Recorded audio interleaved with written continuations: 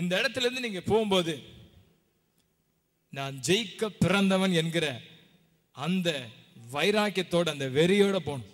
யாரும் தோற்க பிறந்தவர்கள் அல்ல. தோல்விகள் வரும், ஆனால் தோல்விகளை படிக்கற்களாக மாற்ற நாம் கற்றுக்கொள்வோம் என்று சொன்னால் நாமும் அவர்களை போல நிச்சயமாக ஜெயிக்க முடியும். எத்தனை பேர் நம்புறீங்க? ஆமா சார், நானும் வெற்றியாளனா இருக்க போறேன். I am born to be a winner. Come on, tell with me. I am born to be a winner. நான் ஜெயிக்க பிறந்தவன். தோல்வியை கண்டு அஞ்ச மாட்டேன். இந்த எக்ஸாம் எழுதும் போது இதை சொல்லிட்டே போங்க, நிச்சயமா உங்களுக்கு வெற்றி கிடைக்கும். இந்த நாளிலே உங்களிடத்துல ஒரு முக்கியமான ஒரு 5 திறவுகோல்களை குறித்து நான் இந்த நாளிலே பேச விரும்புகிறேன். நம்முடைய எதிர்காலம் என்கிறதான கதவு, opportunity, the door of opportunity, வாய்ப்பு அல்லது சந்தர்ப்பங்கள் என்கிறதான அந்த கதவிற்கு அல்லது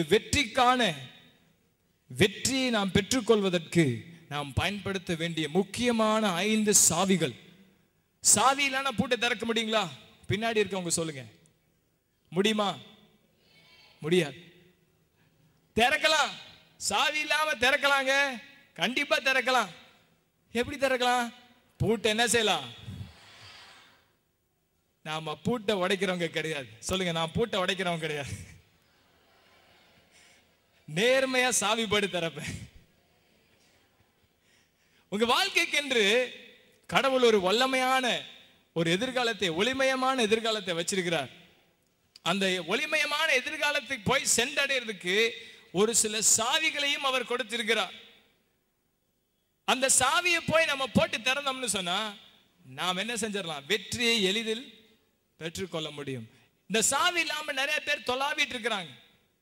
சாவி கிடைச்சிருச்சு கொஞ்சம் பேர் நினைச்சிட்டு மறுபடியும் தோத்து போறாங்க. இந்த 5 சாவிகளை இன்றைக்கு உங்களுடைய வாழ்க்கையில நீங்க பயன்படுத்துங்க. சொன்னீங்க, சின்னவங்களா இருக்கலாம், நீங்க 10th படிக்கலாம், 12th படிக்கலாம், இல்ல காலேஜ்ல இருக்கலாம், அல்லது நீங்க டீச்சரா இருக்கலாம். You can be anybody.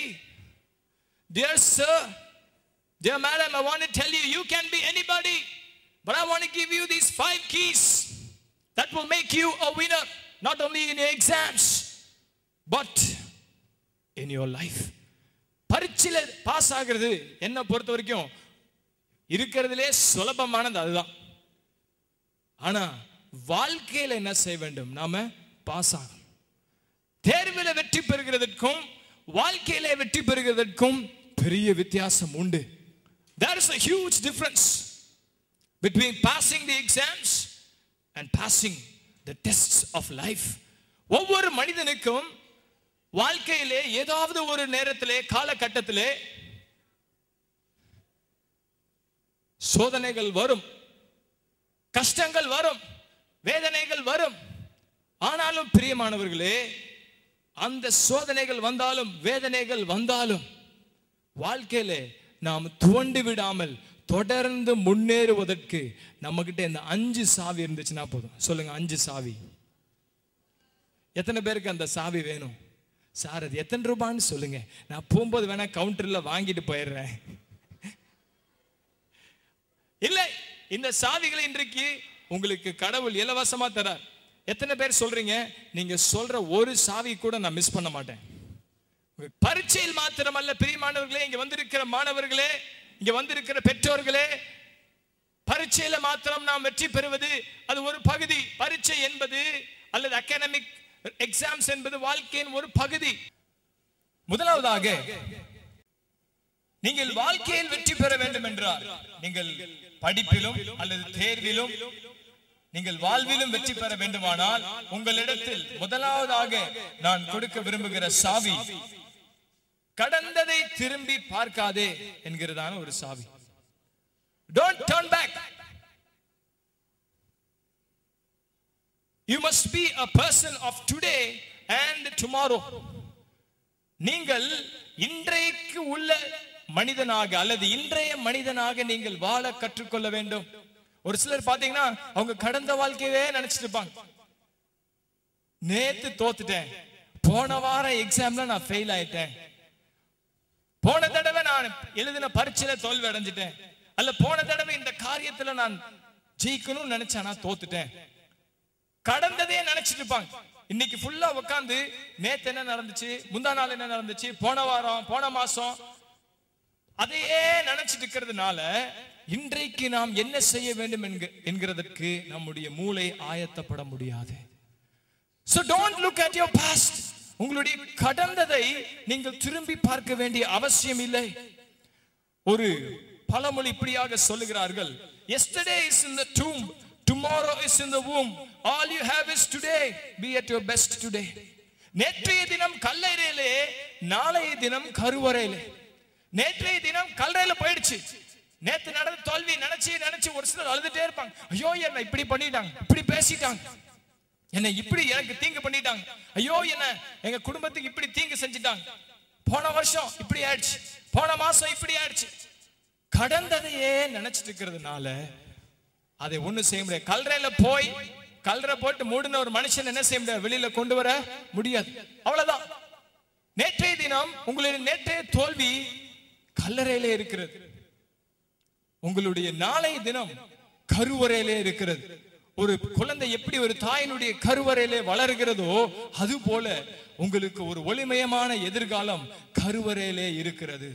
ஆகவே நீங்கள் அதை நோக்கி பிரயாணம் செய்ய வேண்டுமே தவிர உங்கள் கடந்த தோல்விகளை நினைத்து நினைத்து நீங்கள் வாடி வருந்த வேண்டாம்.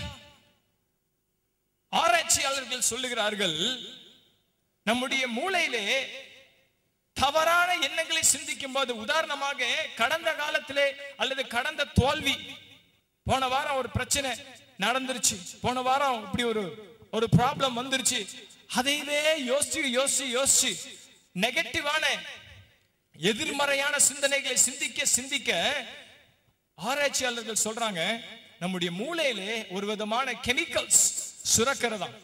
இந்த எண்ணங்கள், நெகட்டிவான எண்ணங்கள், கடந்த காலத்தில் இப்படி நடந்துருச்சே நினைக்கிறதுனால மூளையில ஒரு விதமான கெமிக்கல்ஸ் செக்ரீட் ஆகுதான். அந்த கெமிக்கல்ஸ் முழு சரீரத்தினுடைய ஒவ்வொரு பாகங்களுக்கும் அந்த கெமிக்கல்ஸ் கடத்தப்படுகிறதா. அப்படி அந்த கெமிக்கல்ஸ் ரிலீஸ் ஆகும் பொழுது பயங்கரமான வியாதிகள் சரீரத்தில் வருகிறதா. நிறைய பேருக்கு ஸ்டமக் அப்செட் ஆயிரும், நிறைய பேருக்கு ஹார்ட் அட்டாக் வருதான், நிறைய பேருக்கு பயங்கரமான mental tension, pressure, stress, anxiety. இவைகள் எல்லாம் எங்கிருந்து வருகிறது? உங்கள் கடந்த காலத்தை, முடிந்து போன ஒரு காரியத்தை குறித்து நீங்கள் சிந்தித்துக் கொண்டிருக்கிறதுனாலே உங்களுக்கு தான் நஷ்டம். கடந்த காலத்தை நீங்கள் மறக்க கற்றுக்கொள்ள வேண்டும். கடந்தது முடிந்து விட்டது. அதை உங்களால அதிலிருந்து ஏதாவது நல்லதை கத்துக்கணும்னா மாத்திரம்தான் கடந்த காலத்தை திரும்பி பார்க்கணும். நான் அப்படிதான். கடந்த காலத்துல நான் ஏதாவது தவறு செஞ்சிருந்தேன்னா அதுல இருந்து நான் எப்படி திருத்திக்கிட்டு இன்னும் சரியானதை செய்யலாம் இன்னைக்கும் நாளைக்கும் அப்படின்றத பத்தி ஏதாவது எனக்கு டிப்ஸ் கிடைக்கும்னா மாத்திரம் கடந்த காலத்தை பார்ப்பேன். மத்தபடி அதுல இருக்கிற தோல்விகள், ஐயோ நீ தோத்துட்ட, ஐயோ நீ இப்படி பண்ணிட்ட, ஐயோ நீ தவறிட்ட, உன்னை எல்லாம் இப்படி சொல்லிட்டாங்க, நீ உதவாக்கறன்னு சொல்லிட்டாங்க, படிக்க முடியாது, நீ மேல எழும்ப முடியாது, வாழ்க்கையில முன்னேற மாட்டேன், உங்க அப்பா உருப்படாம போனாரு, உங்க தாத்தாவோ ஒண்ணுமில்ல, உங்க பாட்டனோ ஒண்ணு இல்ல, அதனால நீயும் ஒண்ணுமில்லாம போயிருவ அப்படின்னு யாரோ சொன்னதை கேட்டு கேட்டு கேட்டு உங்க மனதில் போட்டு என்ன செஞ்சுட்டு இருக்காதீங்க, யோசிச்சுட்டு இருக்காதீங்க. அதை யோசிக்க அந்த ரசாயனங்கள் உங்கள் மூளையிலிருந்து உங்கள் சரீரத்தின் பகுதிகளுக்கு, பாகங்களுக்கு அது கடந்து செல்லும், உங்களை குறுக்கி விடும். When you think about your past, you are unprepared for the future. இன்றைக்கு நீங்கள் என்ன செய்ய வேண்டும்? நாளைக்கு நீங்க உயர்ந்த ஸ்தானத்துக்கு வர்றதுக்கு இன்னைக்கு நீங்க ஒரு சில காரியங்களை செய்தே ஆக வேண்டும்.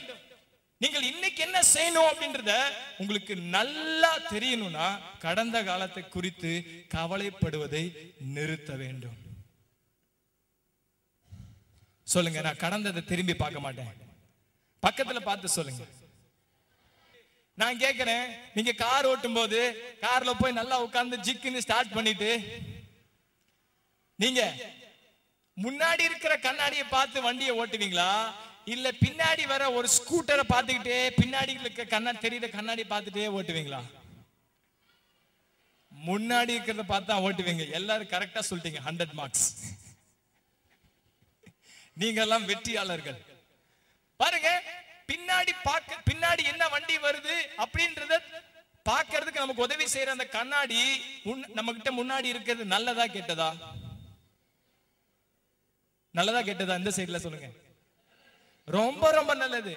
ஆனா ஏன் அதை நம்ம அது தேவைன்னு சொல்றோம்னா, பின்னாடி ஏதாவது வண்டி வந்து நம்ம மேல மோதிர மாதிரி வந்துச்சுன்னா நாம என்ன செஞ்சிடலாம், மெதுவா லெப்ட் சைட்ல போய் எவனோ எப்படியோ போகட்டும்னு நாம தப்பிச்சுக்கலாம். ஆனா எவனாச்சும் ஒருத்தன் முன்னாடி இருக்கிற கண்ணாடியை அதையே பின்னாடி காட்டுற கண்ணாடி பார்த்துக்கிட்டே ஓட்டினான்னா நேரா போய் என்ன செய்வான், கவர்மெண்ட் ஆஸ்பத்திரியில படுத்துக்க வேண்டியதுதான். பாருங்க, கடந்த காலத்துல நமக்கு நடந்த தோல்விகள், நாம் பெற்ற கஷ்டங்கள், துன்பங்கள் எல்லாம் நினைச்சு ஏதாவது பாடம் கத்துக்கொள்ள முடியும்னா மாத்திரம்தான் அது நமக்கு தேவை. மற்றபடி இந்த கடந்த காலத்தை குறித்து சிந்தித்துக் கொண்டே இருக்கிறவர்களுக்கு எதிர்காலத்தை குறித்ததான தெளிவு இருக்காது. இது எல்லாரும் அறிந்த உண்மை. மாணவர்களே, இது உங்களுக்கு ஒரு முக்கியமான சாவி. போன வாரம் நீங்க தோத்துட்டீங்கன்னு கவலைப்படாதீங்க. உங்க அண்ணன் ஒருவேளை எக்ஸாம்ல ஃபெயில் ஆயிருக்கலாம், உங்க அக்கா ஃபெயில் ஆயிருந்திருக்கலாம், உங்க அப்பா அம்மா ஒருவேளை 10th எக்ஸாம்ல ஃபெயில் ஆயிருந்திருக்கலாம், இன்னும் பாஸ் ஆகாம கூட இருந்திருக்கான். என் பையன்லாம் எங்க பாஸ் ஆகுவான்னு உங்ககிட்ட அடிக்கடி சொல்லி சொல்லி சொல்லி உங்க மனசு ஒருவேளை தோல்வி என்னங்களே நினைச்சிட்டு இருக்கா. நான் சொல்றேன், அது போய் அதை நம்பாதீர்கள். உங்களுக்கு என்று ஒரு ஒளிமயமான எதிர்காலம் இருக்கிறது. உங்களுக்கு என்று ஒரு ஒளிமயமான எதிர்காலம் இருக்கிறது. முன்னாடி பாருங்க, பின்னாடி பார்க்காதீங்க. நீங்க பின்னாடி திரும்பி பார்க்கும்போது உங்களுக்குள்ளார ஒரு விதமான விரக்தியும் நம்பிக்கை, என்னடா படிச்சு என்ன பண்றது, என்னத்துக்கு வாழ்ந்துட்டு போடா, இன்னைக்கு போய் கிரிக்கெட் மேட்ச் போட்டு பாரு, விரக்தி உங்களுக்குள்ளார வந்துருச்சுன்னா நீங்க கடந்த காலத்தை ரொம்ப திரும்பி பார்த்துட்டு இருக்கீங்கன்னு அர்த்தம். உங்களுக்கு எதிர்காலத்தை குறித்து தெளிவான படம் இல்லாததுனாலே நீங்கள் கடந்த காலத்தையே பார்த்திருக்கிறீங்க. அதனாலதான் உங்களுக்குள்ளார விரக்தியும் அவ நம்பிக்கைகளும் வந்துவிடும். எச்சரிக்கை, கடந்த காலத்தை திரும்பி பார்க்கிறவனுக்கு விரக்தியும் நம்பிக்கையின்மையும் தான் பலன். அதனால கடந்ததை தூக்கி போட்டுருங்க, குப்பை தொட்டியில போட்டுருங்க. நீங்க திரும்பி பார்க்கும் பொழுது உங்களுடைய இன்றைய தினத்தின் வேகம் குறைந்து விடும். நான் சொல்றதெல்லாம் நீங்க நோட் பண்ணிக்கலாம். இன்றைய தினத்தின் வேகம், இன்னைக்கு நீங்க ரேஸ்ல ஓடிட்டு இருக்கீங்க, 100 மீட்டர்ஸ் ஓடிட்டு இருக்கீங்கன்னு வச்சுக்கலாம். 100 மீட்டர்ஸ் ரேஸ்ல ஓடுறவங்க எப்படி ஓடுவாங்க? என்ன மாதிரி சூட் எல்லாம் மாட்டிட்டு டை கட்டிட்டா ஓடுவாங்க? எப்படி ஓடுவாங்க?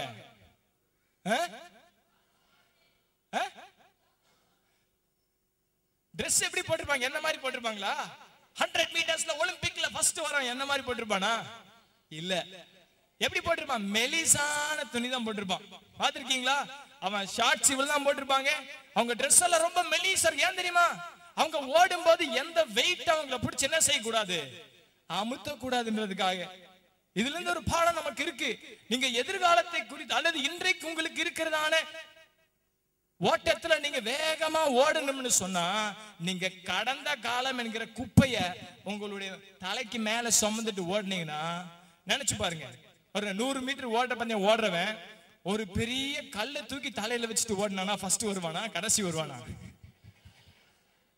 நிறைய நேரத்துல நாம அப்படிதான் பண்றோம்.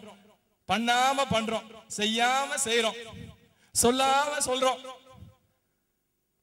ஒரு கல்லை தூக்கி வச்சுக்கிறோம், கடந்த கால தோல்விகளே நினைச்சு, ஏன் எதுக்கு இந்த வாரம் போன டெஸ்ட்லயே தோல்வி, போன தடவையே இந்த இதுல தோத்துட்டேன், இனி முடியாதுப்பா, போன வாரம் நேத்து போன வருஷம்ன்றத தூக்கிட்டே ஓடினீங்கன்னா உங்களால ஓடி முடிக்க முடியாது. அந்த கல்லை தூக்கி போடுங்க. சொல்லுங்க, கல்லை தூக்கி போடுங்க. பக்கத்துல பார்த்து சொல்லுங்க. அவங்க மேல போட்டுறாதீங்க, கல்ல பக்கத்துல இருக்கவங்க மேல போட்டுறாதீங்க. அந்த கடந்த காலம் என்கிறதான கல்லை தூக்கி போட்டுருங்க. நீங்க ஃப்ரீயா ஓடலாம். அந்த ஓட்டப்பந்தய வீரன் எவ்வளவு வேகமா ஓடுறானோ, எவ்வளவு லேசான ட்ரெஸ் போட்டிருக்கானோ அவ்வளவு வேகமா ஓடுறது போல நீங்களும் கவலையற்றவர்களாக கடந்த காலத்தை குறித்து கவலைப்படாமல் ஓடி உங்களுக்கு வைத்திருக்கிற வெற்றி வாழ்க்கையை வாழ முடியும். இரண்டாவது சாவி உங்க எத்தனை பேருக்கு வேணும்? எத்தனை பேர் ரெடியா இருக்கீங்க? இரண்டாவது சாவி ஃபோக்கஸ். இரண்டாவது சாவி ஃபோக்கஸ் ஆன் யுவர் ஃபியூச்சர். உனக்கு முன்பாக உள்ள பரந்த எதிர்காலத்தை பார்க்க தொடங்கு, அல்லது அதை நீ எதிர்நோக்க தொடங்கு. You must be a person who look forward. முன்னாடி பார்க்கிற ஒரு மனுஷனா நீங்க இருக்கணும். முன்னாடி பார்க்கிற ஒரு பையனா ஒரு பொண்ணா நீங்க இருக்கணும். ஒவ்வொரு மனுஷனுக்கும், இந்த பூமியில உருவாக்கப்பட்ட ஒவ்வொரு மனுஷனுக்கும் ஒவ்வொரு திட்டத்தை கடவுள் வைத்திருக்கிறார். அதை அநேகர் நம்புவது கிடையாது. அநேகர் நம்புறதே கிடையாது. இங்கிருந்து மெட்ராஸ் போகிறதுக்கு ட்ரெயின் ரூட் இருக்குது. ட்ரெயின் ரூட் இருக்கா இல்லையா? இருக்கு. இன்னைக்கு நிறைய பேர் மெட்ராஸ்க்கு போகணும்னா என்ன தெரியுமா செய்யறாங்க? வேற ஏதோ ஒரு ட்ரெயின்ல ஏறி உட்கார்ந்துக்கிட்டு, ட்ரெயின் தானே இது, அதனால நான் ஏறி உட்கார்ந்துருக்கேன்னு போயிட்டு மெட்ராஸ்க்கு டிக்கெட்டை வாங்கிட்டு கேரளா போற ட்ரெயின்ல உட்கார்ந்துட்டு இருக்காங்க. கேரளா போற ட்ரெயின்ல உட்கார்ந்தா எங்க போகும்? கேரளா தாங்க போகும். இவர் அங்க உட்கார்ந்துக்கிட்டு நான் மெட்ராஸ் போகணும்னு சொல்லிட்டு அவருடைய நேரத்தை வீணடித்துக் கொண்டு இருப்பார். அநேகருடைய வாழ்க்கை